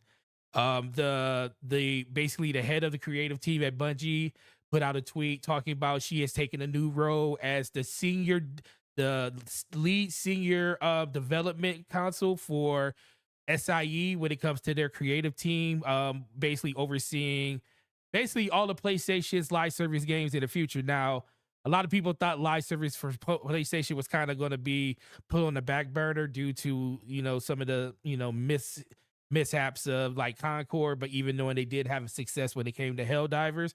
So it looks like they're still going full steam ahead when it comes to their live service push. They're probably just going to be more strategic with it. But yeah, so Bungie at this point is being fully converted over into Sony. And I don't know how I feel about it. I know it's going to happen. Bungie's going to end up not being Bungie. It's not going to be Bungie. Yeah, it's going to be Bungie in name. It's going to be Bungie in name, but not in. Yeah. Look, this, we kind of saw this coming, with a lot of the internal things that the developers were saying about how they were moving behind the scenes, the layoffs, the lack of them hitting revenue targets. The way Bungie was operating was just simply not tenable. Like, it wasn't having 800 to 1,000, 1,100 developers, and you only got one game out at release, and at times that one game is consistently not hitting revenue targets. Meanwhile, you're developing on 2 other games, and one of which was in development for a really, really long time. Something's got to give. And when your business model isn't a winner, the people who own you now are going to make decisions that, what did Hiroki say? Like, these people they're good, talented people, but they don't understand business or something like that. Yep. That is like, exactly I mean, what that's just going to be the long and short of it. Like, you can love Bungie's gunplay, you can love Destiny, you can love the work that they do, but if it's not making money, some things are going to change. And I think, correct me if I'm wrong, but didn't they say there's an unannounced game that they're working on that's not the NetEase game, and it's not Marathon? Yes. Okay, so now after all their layoffs, they're like half the studio that they used to be, and people are being transitioned into working at a kind of Bungie, where they're basically consultants, senior consultants to Sony, and helping them with live service games. Which, like, honestly, that to me, that's kind of like having a consultant, a financial advisor who just filed for bankruptcy. It's just like, well, why am I listening to you? Because none of your monetization models ever worked, really. Like, you may have successfully launched expansions and whatnot, and they've been good, but your game's dying too. So what am I really listening to? But regardless of that, I think the games that they will make are, depending if Marathon works in that, I think they're going to be much smaller. Like, it was like a Gummy Bears game. A team got transitioned out of Bungie to make this Gummy Bears live service game. Yeah, Like, I feel like, yeah, I feel like there's going to be a lot more of that, and I almost certainly believe Sony did that, took this team and turned them into their own studio or whatever for this game, so that they could get around the loophole where all of Bungie's games have to be multi-platform. Now, Sony's not going to rip Marathon after away from Xbox after it already been launched. Not launched, but announced to be a game that's going to come to Xbox, because the backlash to that, they don't want that negative publicity. But anything new they come out with, Bungie's not really going to make it. Right. Bungie will have a team that's working on it, and if it gets something that they believe has potential, they will become their own studio, and they'll make that game so that it could be just on PlayStation and PC. And so essentially, after Marathon, you're not going to get anything else on Bungie proper. So, yeah, this is what it was. Bridget O'Neill. She says, "New job plus announcement. I am taking on a new role as Sony's senior director of creative at PlayStation Studios, but I am not leaving Bungie. Bungie Creative Studios is joining PlayStation to build the foundation for a creative team that can support all PlayStation live service games. This opportunity to share our experience working on Bungie titles with other studios that are building live service games is so exciting. Live services is hard. It comes with a unique set of challenges. So together we will be able to give a jump start on development for new titles. I am grateful for all the amazing creative and artists I've had the opportunity to work with at Bungie. Can't wait to make more stuff with you." So, like they said, like, that whole conversation is just so surreal, because when, Bungie, when Hiroki Katoki went in there and they basically moved SIE into Bungie Studios. Remember, because they actually put a department of SIE inside of Bungie. So, trust me, that wasn't just the take pictures of the pretty building. That was like to oversee stuff and make sure that deadlines and stuff got kept and hit and everything. And I, like you said, I think it is very telling and interesting that they're still going to move forward with Marathon, even though, and I think Marathon probably shouldn't, because I don't think it's going to succeed. I just think that the market isn't going to support the game in the way that it needs to be supported for it to be a long-standing game. I think it has a shot. I just kind of feel like it has to be. It has to be something completely. We don't know. It has to be different, though. It can't be that. It can't be that run of the mill. Bungie doesn't really do run of the mill, so I want to give them credit for that. But it's just hard for me, like, kind of fathom what an extraction shooter would look like in 2024. Or 2025, whenever this one comes out. I think for Marathon to be successful, it can't be an extraction shooter. Oh, okay. Well, I'm with you on that, because I think if it's an extraction shooter, it's dead on arrival. Yeah. I don't think that's going to work. Right. I think if they,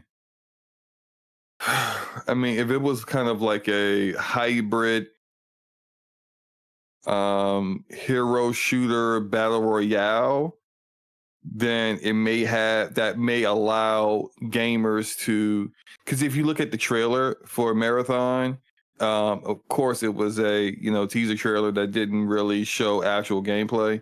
But Right. if you look at like the art direction and the color, the look of it, like to me, maybe this is just me, I took it as like I would be able to kind of customize my character and my player. Now, if you allow that while also having it be something that, maybe you have classes or abilities that you can kind of like get to learn, kind of like the finals, like how they had light build, medium build, heavy build, and they all play very differently. That would be dope. And then have it, of course, PvP, but maybe make it PvE. Shout out to the Division for introducing that to the market. And then maybe you might have something there that might really work. I don't know. I mean, we haven't seen anything from Anthem, and I said Anthem. Hopefully it doesn't become Anthem. Good grief. We haven't seen anything from Marathon. We also haven't seen anything from Fair Games that's supposed to be out before Sony's fiscal year is up. So that's April. So it's just like, I don't know. I think if it's a extraction shooter, remember that they invited in all the biggest content creators for Escape from Tarkov, which is the kind of premier extraction shooter on the market, and that's only on PC.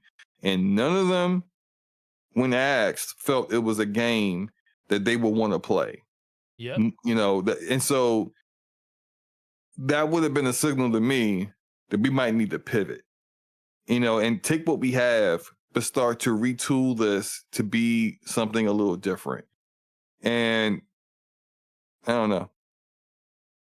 I feel like they it has an opportunity because they've been that and Fair Games. People are basically taking the fact that, like, from what we hear, Fair Games is going to be a $40 game that doesn't have microtransactions, kind of like Concord, and people are automatically like, oh, it's going to fail because it's not free to play. And I don't think Concord failed because it wasn't free to play. I've said it multiple times. Concord failed because the way the characters looked were freaking ridiculous. And you made a hero shooter where people care about how the heroes look in a hero shooter, and you made them look like the worst characters ever. And so you got to understand who your demographic is and what they like, and to translate that to talking about extraction shooters. If you are making an extraction shooter and you don't understand what people who play extraction shooters as their main kind of multiplayer game, if you don't understand what they like, it's not going to be successful. Right. So, I mean, we'll see what happens, but yeah. Yeah, I just think, I mean, if it's that, I just think it's not going to feel, and I just feel like what's going to happen, they're going to be operating with less manpower because you got part of the studio still working on Marathon, you got part of the studio working on all of these things that's going on with Destiny. I would think that they would double down more. Like, I always said I don't want a Destiny 3 because I feel like I feel like they could just drop the 2 and just make Destiny and just call it that and just iterate on that little by little. But at a certain point, I feel like in order to kind of do like a mental reset on Destiny, they kind of need Destiny 3. But I also feel like they're not going to be able to do that as long as they're. I think a Destiny 3 will look very different than what Destiny 1 and Destiny 2 look. No, and I think it's unsustainable for them, for the game development loop that they were in. It's unsustainable for them, and Sony's not going to approve that.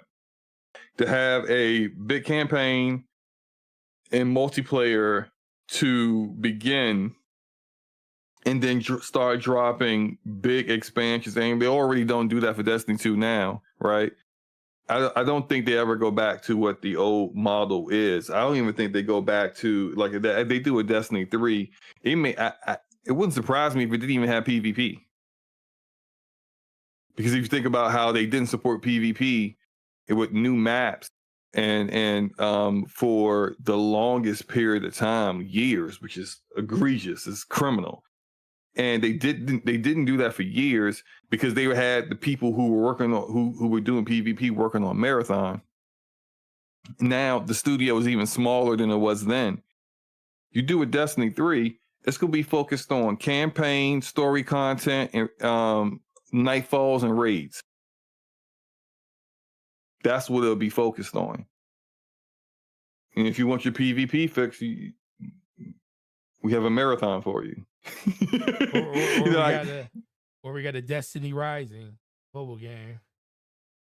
Right. I forgot about the mobile game they're doing. Yeah, so like it's just, yeah, I think it would just look very different. So even those like the big Destiny fans out there, I don't know, like, you know, your Lord Cognitos, you know, Abantis. I don't know if they do a Destiny 3, if you guys are really going to be pleased with what they actually come out with. I'm already out, bro. I can't. I can't. I just getting this gameplay today was like excruciating. I logged into the game just to get gameplay. I was like, I haven't played PvP in almost probably a year at this point on this game. It's like my first PvP match. I actually did pretty decent for a person that ain't played it in a while. But Lord have mercy, I forgot how fast paced it is. It is ridiculous, and everybody using weapons I remember they were using, and I didn't. And the thing is, I didn't want to go into my character and redo my stats and change my gear around. I said, I'm just going in there with my PvE gear. I didn't want to do none of that stuff. Found a weapon that I said was decent enough for me not have to change all my loadouts, and went in and played it. That's just what Destiny is to me at this point. And I don't know, maybe a Destiny 3 could do it for it, but I also think, you know, I did my time in that game, so I really don't know if it's something that I would want to do again. But for the most part, it does come back to the fact that Marathon is a bet that they're trying to make right now with the game. But the biggest focus around Bungie is it seems like they're fighting on three fronts. They're fighting to keep Destiny relevant. They're trying to get Marathon out the door, and they're fighting a fight with PlayStation taking over their whole freaking company because, you know, of just, you know, bad decision making that they did over the course of, you know, 2 to 3 years of development and breaking off incubation projects that probably should have never been spun off because you can't handle that type of volume when it comes to like trying to make all these games and stuff. So I think that is that's kind of part of it. But with that being said, man, it's almost 11 o'clock. We got a little bit more time. Anything else that you want? I know there was probably some stuff that I didn't put on the list. Is there anything that you wanted to bring up and talk about real quick? Yeah. Let's talk about matter of fact. Did we talk about this last week? Did we talk about the new head of Xbox Game Studios? Yes, we talked. Was that last week? Okay. Last week. All right. All right, then I ain't got nothing else, man. He's like, yeah, we talk about what was it, Duncan Clark or something? Is that his name? Yeah, Duncan Clark. Yeah, we talked about how, and I kept saying like, what's going to change when Matt Booty is still at the top? Because he got to hold people accountable, and hopefully Duncan Clark has the withal to do that himself. Because I don't think Matt Booty's, but we'll see. SloMo. Call of Duty tonight. You know you're going to play. Let me ask you this. I need you to record your first gameplay. Your first gameplay of Call of Duty when you do it. I'll report mine. What do you think the over and under on your KD is going to be in the very first game you play? Probably high because they're like it is. They're kind of they don't have skill-based matchmaking on you yet. So That's it's true. This is the new Call of so Duty.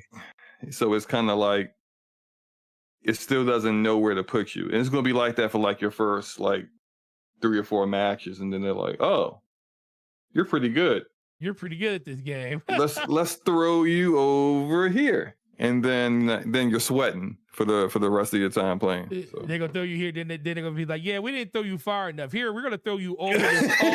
Right. We're gonna throw you over this tall fence now. You know what?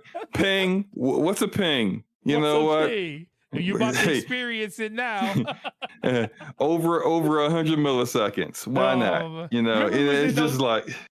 Remember, we was in those games with Taz, and my man had 1,000 million, like 1,120. I'm like, where is this guy playing? In Mars? Is he on Mars playing? Like, wow, how Europa? Like, what the heck is going on? That man was playing in a submarine in the Mariana Trench. That's where he was playing at, bro. Look like that guy was teleporting around the map. I'm like, what is he Nightcrawler? Where is he? I can't see him. Nah, it's I mean, hopefully Treyarch is better at SBMM than what the previous Call of Duty games. Wait, Treyarch is doing this one, right? It's Treyarch doing this one. Yeah, Treyarch doing this one. I'm not big on zombies, man. I can't get into it. I want to do zombies this time for some reason. Maybe because it's Treyarch. I'd rather play Warzone than zombies. I played Warzone with a buddy, and actually have fun. Like a month or so ago. You ain't run into Mooch, did you? Nah, because Mooch is like that was my first time playing Warzone since maybe like the game since Modern Warfare 2. And so there was no SBMM on me in that first match. I had like 21 kills. And we won, you know, and we won it. And then I didn't play again. Mooch is a beast. Shout out to Mooch. So like Mooch wouldn't be in my lobby when I don't. There's no SBMM on me for Warzone because it's separate than multiplayer. So, but no, I'd rather play that than zombies. I don't know. I did see some of the gameplay for zombies when they first showed it off, and I thought it looked cool. But it doesn't really appeal to me. Okay, got you. Yeah, I've been thinking about one. I was at work and a guy was talking about it. He's like, yeah, man. He had just got off work and he came to pick up Silent Hill 2, and was like, I was like, oh yeah, enjoy the game. He said, yeah, man. He said, I said, what you got up for? He said, just go sit at home and play this. And I said, oh yeah, you gotta get ready for that Call of Duty 2. What did he pick Silent Hill 2 up on? PlayStation. It was a joke because it's not. It's only on PlayStation. It's only on PlayStation. I was about to say, unless he's playing on PC, he wouldn't go into GameStop to get it on PC. Maybe Steam cards, but you never know. Yeah. But yeah, I asked him, and he was like, yeah, play this all weekend. And I said, yeah, you got to get ready for that Call of Duty. He's like, for sure, it comes out this weekend. I can't wait to get into that zombies. And he gave me his gamer tag. He was super excited. He's like, yeah, man, I'm always trying to play zombies, man. It's way based this time. He said, here's my gamer tag, man. Hit me up. We could jump in there and we just have a ball. So I added them to my friends list because I really do want to play zombies this time. I'm not really a huge zombie person. I'm not a huge zombie person, but it's something about this one just seems fun. I'll play it. Like anything with friends, I think is better. So you know, like I may not, and I do this all the time. I didn't really care for Grounded, but I played Grounded with friends, and I had semi fun. You know, it's anything you do with friends is going to be more enjoyable, especially people that you enjoy playing games with. It's Absolutely. even the games that you don't particularly like care for the genre or the play style. It works. It'll work. So I'm down. That's fine. Yeah, cool. Cool. Well, with that being said, it is like 11:02. We made it through the show. We appreciate everybody that came through. DPS podcast 201 episodes is in the books. With that being said, Game Logic was not able to stay with us. He had some mic issues, so we will talk to him after the show and try to get him to see if he wants to come back on next week to have his penance for being on the show. But with that being said, your boy got to get up out of here. Got to go hand out these Call of Duties and do it fast so I can come home and at least try to play for an hour before I have to work tomorrow. But with that being said, SloMo, please let everybody know where they can find you, what you got going on your channel, and when's that next stream going to be for Alien Isolations? It might be this weekend. Like I said, I'm trying to beat Metaphor this weekend so that I don't feel like I'm pulled between two different RPGs when Veilguard comes out, I think on Tuesday.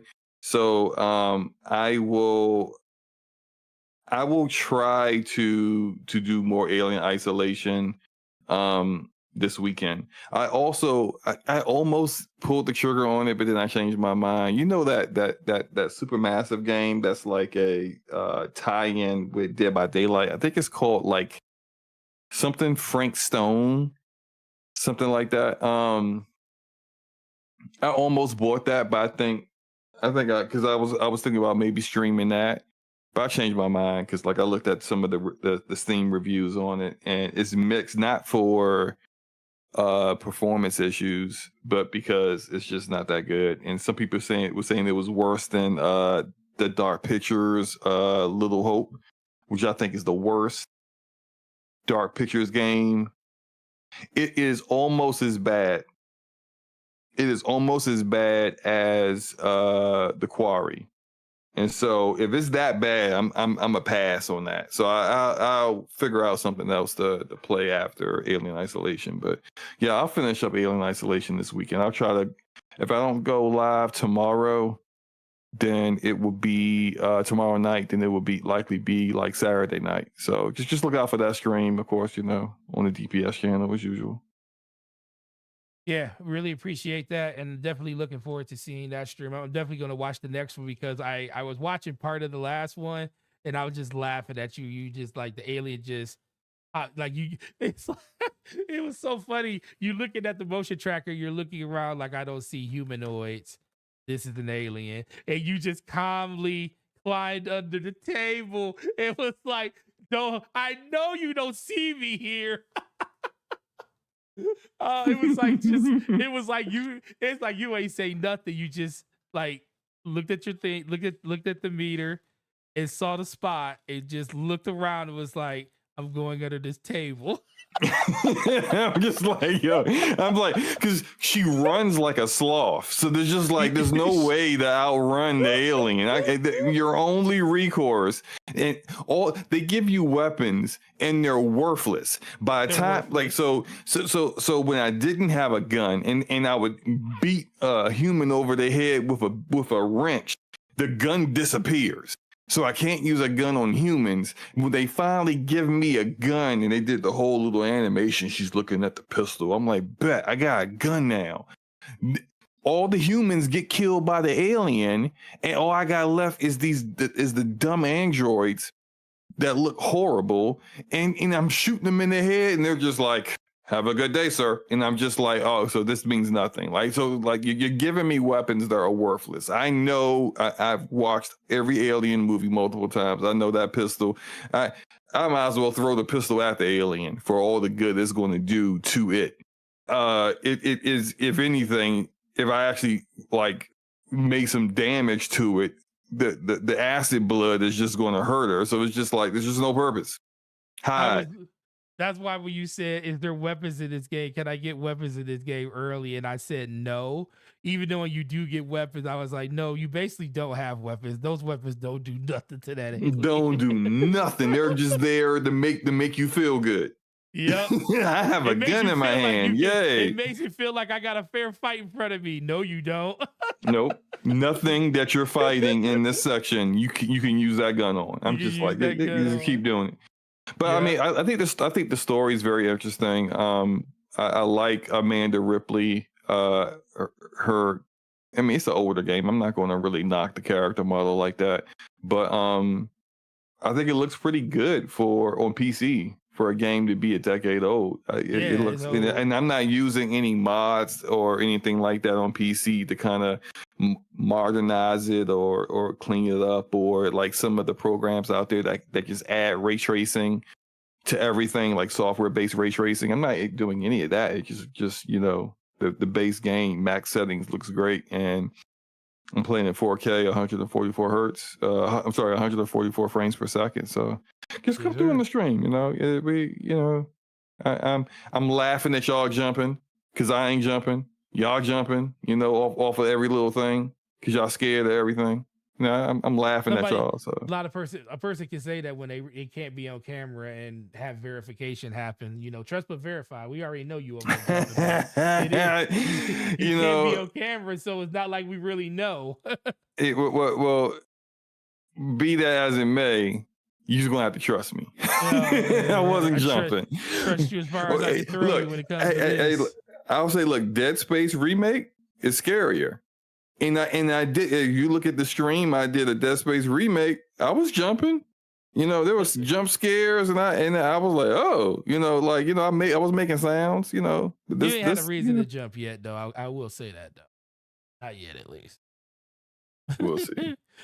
With that being said, your boy Forte. Check me out on my channel, YouTube, Twitter, Xbox Live, PlayStation, same name. Really appreciate that. And you said you were supposed to be streaming too, and you ain't done a single stream. Well, I am. Well, we had those 2 stores closing this week. So my 2 days that I was technically off, I was moving product, like moving systems from that store to my store. Don't say it like that. Don't say it like that, man. People moving. Not move. Yeah. I was moving. I was transport.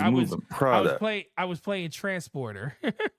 I was. Don't say that either, man. Like that's what you doing out here. Like, hey, look, there's no illegal activities going on. Okay, none of that.